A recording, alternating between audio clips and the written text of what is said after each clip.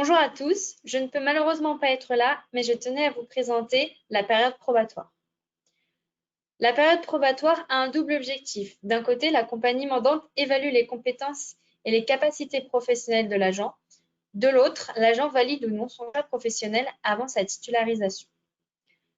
Le mandat d'agent général prend effet dès la signature du traité de nomination.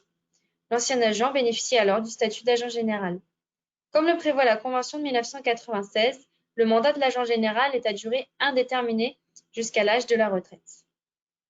S'il n'est donc pas possible de convenir d'un mandat à durée déterminée, il est néanmoins possible d'aménager une période probatoire qui s'apparente à une période d'essai.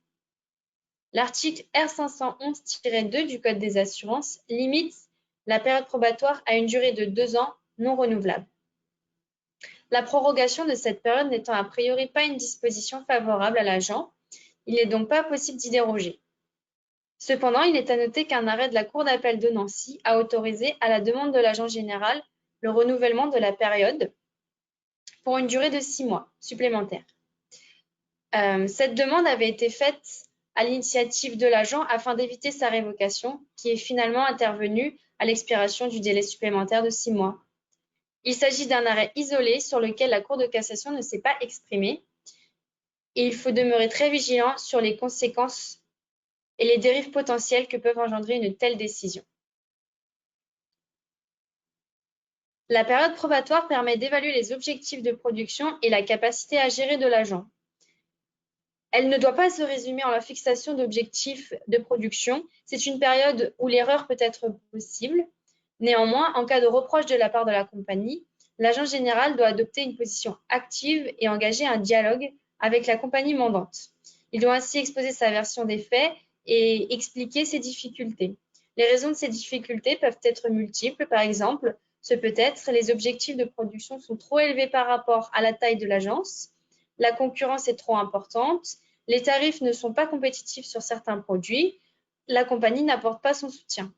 Concernant ce dernier élément, la Convention de 1996 prévoit en effet que la compagnie doit apporter à l'agent général les moyens techniques, commerciaux et financiers nécessaires.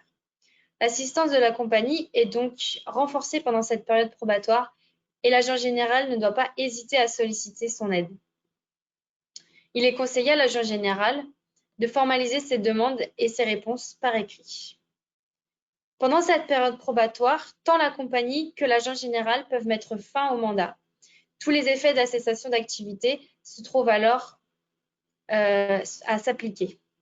Ainsi, en général, l'agent général percevra donc l'indemnité compensatrice. Concernant le préavis, il n'est pas rare que les accords d'entreprise réduisent le préavis prévu en cas de cessation de 6 à 3 mois. Si chacune des parties est en principe libre de mettre fin à la période probatoire, il faut toutefois faire attention en cas d'abus, notamment lorsque la rupture ou le refus de renouvellement sont exercés avec brusquerie. Cela permettrait à l'agent d'obtenir le versement de dommages et intérêts.